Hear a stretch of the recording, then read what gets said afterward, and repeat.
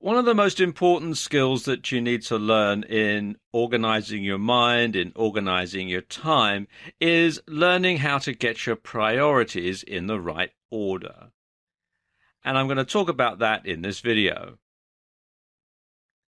Now, there's a great tendency when you're an entrepreneur to give equal weight to everything, equal weight to every task that you have to fulfill. And quite often, especially when you're just starting out, you find that you have a lot of different tasks to fulfill. You've got to do all sorts of things in your home, in your business, and so on. So you might have to do things like cooking, cleaning, looking after your family, home maintenance, all things that are going to take up your home life, transport, dad's taxi takes everybody where they want to go. In your work life, you may have to look after your websites. You're going to need to find new clients. You're going to have to create products or provide the services. You're going to handle correspondence, emails, phone calls, letters, that sort of thing. You're going to have to keep up with the accounts and paying the bills. And it can be very difficult to fit it all in. No wonder our caricature in the middle here looks so glum. So you have to accept when you're an entrepreneur, when you run your business, and even in your life as a whole, that you can't do everything. There's just 24 hours in a day, and you can't do everything that needs to be done. It's just simply not physically possible because, of course, the more things you do, the more things that you find to do. And if you give each of them equal weight, then you soon find yourself in a bit of a problem. So you have to learn to set your priorities. You can't give everything equal weight. And you have to accept that some tasks are more important than others. So what you have to do is you need to learn how to rank tasks in order of importance. And you need to rank them like this, really. First of all, top priority are the tasks that you must do, come what may, come whatever you must do, whatever this task is. And this could be something in your business life, like going out and getting some new clients.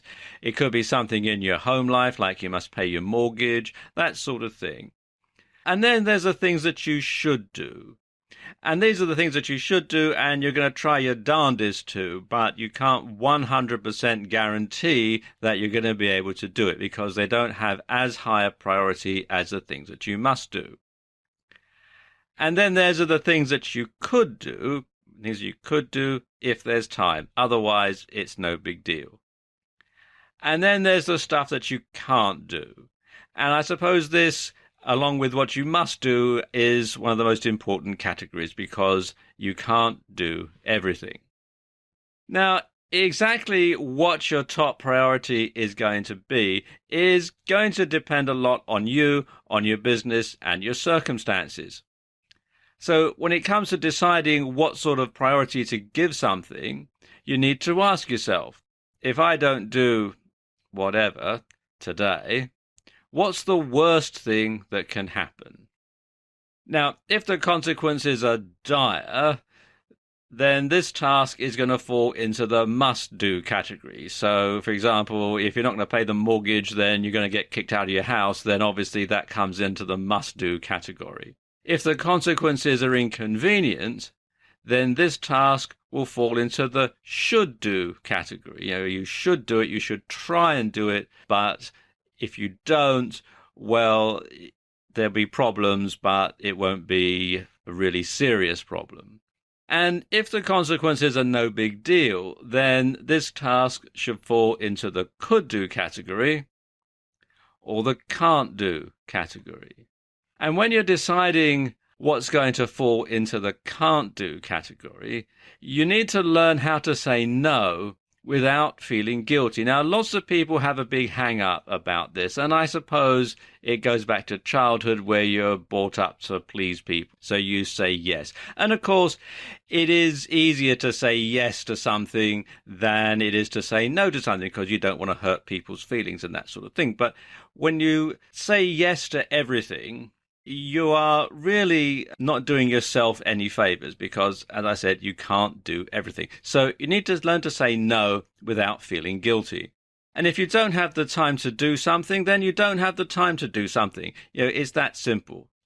It's not about being selfish. Lots of people will lay on a guilt trip when you say, oh, no, I can't do this. Oh, really? Why not? Blah, blah, blah, blah, blah. But it's not that way at all. It's not about being selfish. Because when you say no to something, it means that you're able to say yes to something that's more important. So something that goes at a low priority and you say no to it, it means that you're saying yes to having the time to doing something that's more important, that's something that's in the must-do category or the should-do category. Now, there's a very good book on this subject called How to Say No Without Feeling Guilty by Patty Brightman and Connie Hatch, and you can buy it at Amazon.com and good bookstores. And it goes into this in a lot of detail about the psychology of how you say no without feeling guilty. But once you can do that, once you've got that skill, you should be able to get your priorities in order very easily.